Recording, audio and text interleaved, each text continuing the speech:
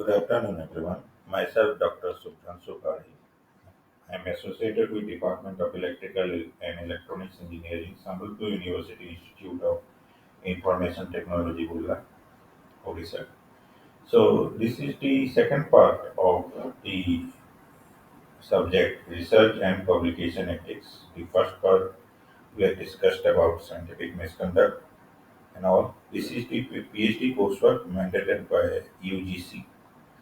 So today we are going to discuss regarding the research papers, research publications, and what is the origin of research paper, what is a research paper, what is not a research paper, so on and so forth. So, coming to what is a research paper, basically.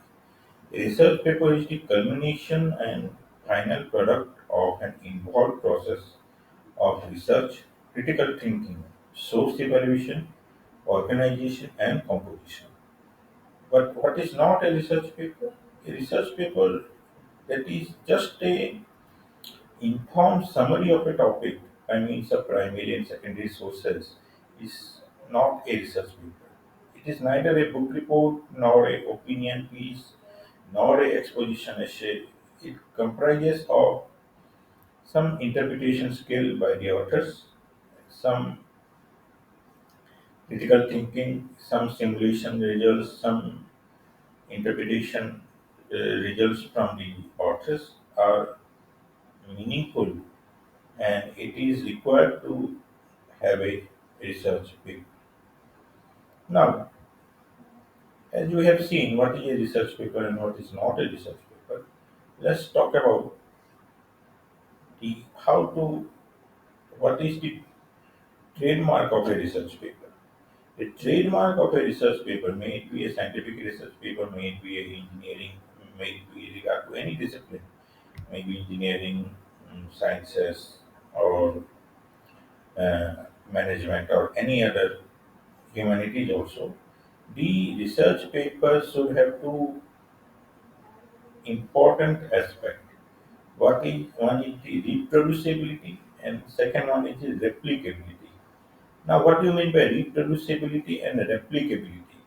Reproducibility is defined as when a researcher is able to duplicate the same phenomenon even when the experimental conditions are varied. If suppose I am doing a particular experiment in physics or chemistry or any other a lab, and even electrical engineering or electronics engineering, mm, even if the conditions are varied, I can very well replicate the results. It is called as a reproducible. Whether I am able to reproduce the results that are in the research paper or not. And second one is the replicability. When a researcher is able to obtain the same results when the experiment is conducted under experimental conditions. Suppose a experimental condition is provided and I am experiment is done and I whether I am able to replicate it or not. That is called as the replicability of the research paper. These two are most important aspect of a research paper. One is the reproducibility and second one is the replicability.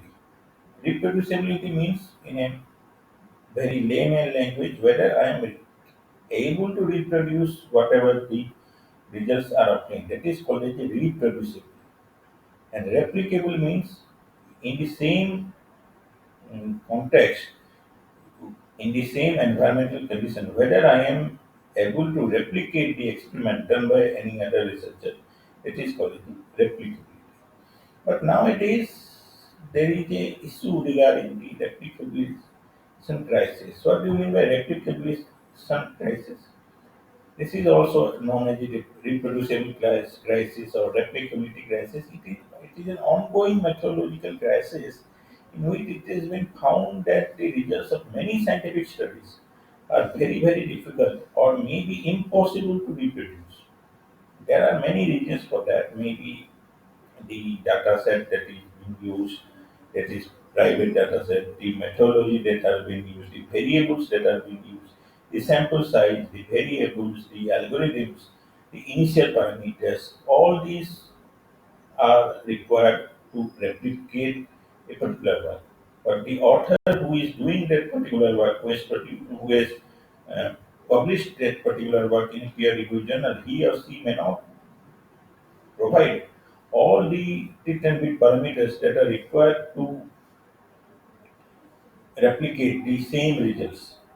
But this is a major crisis ongoing in each and every field, may it be physics, chemistry, or may it be in sciences, may it be engineering.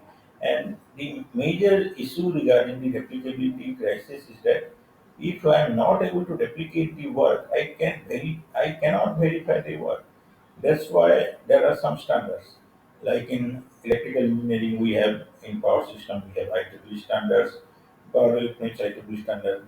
Like in power system, we have IEEE 39 bus standard. In communication, we have different data sets, data standard data sets.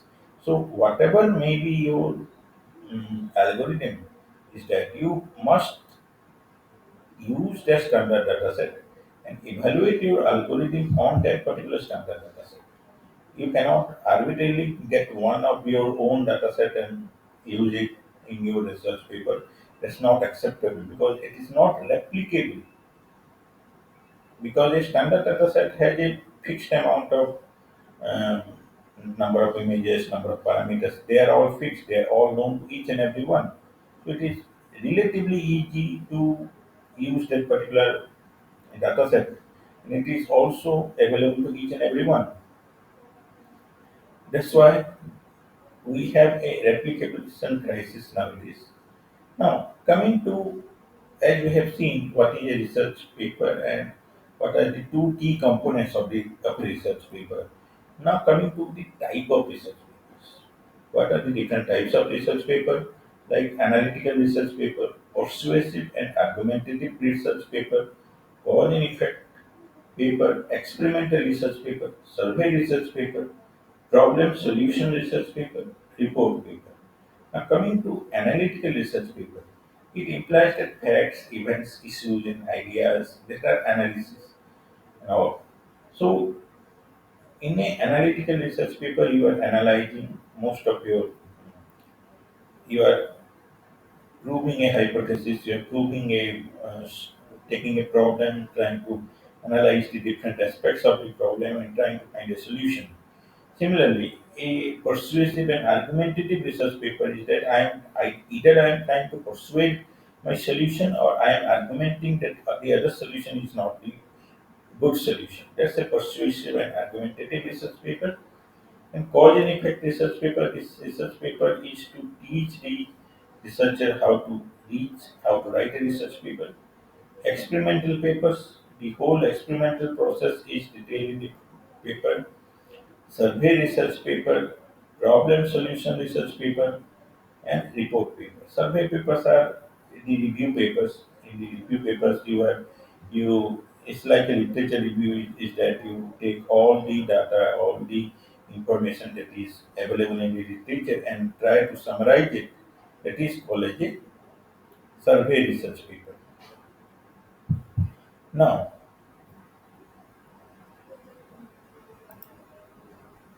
coming to history of academic publication, the first ever journal,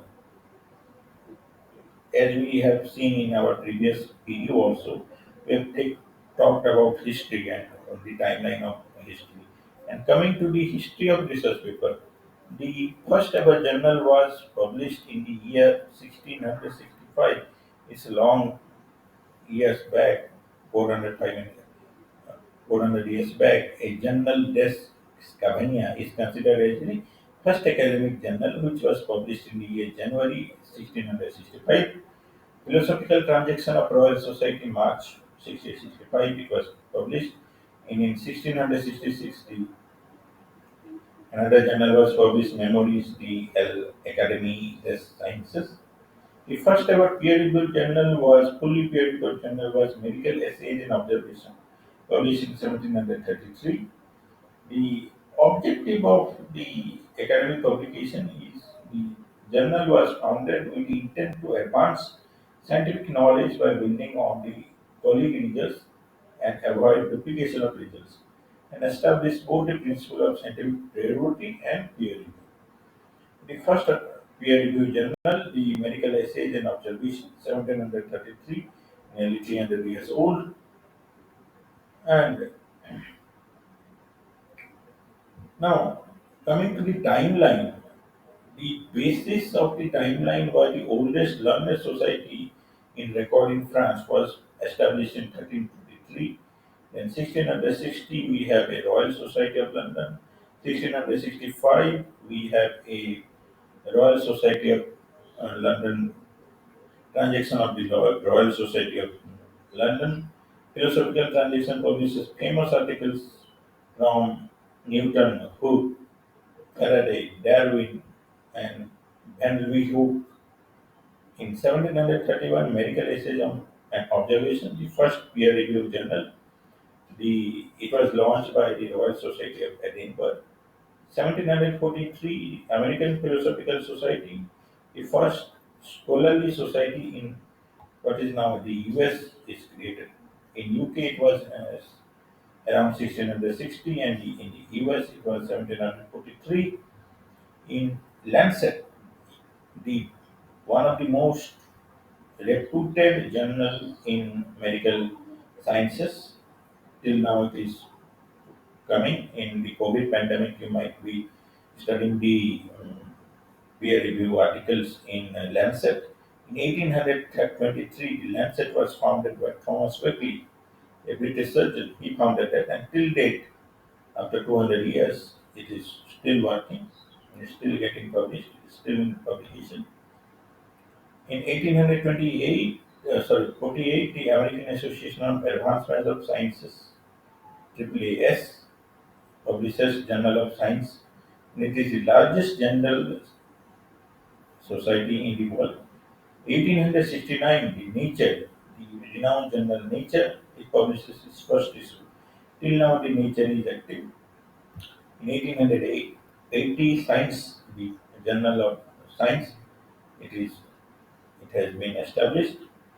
Elsevier, the Dutch company, now a Dutch company, the long-time publication giant, launches its first international journal in 1947, and the revolution came the online journal, that is 1990.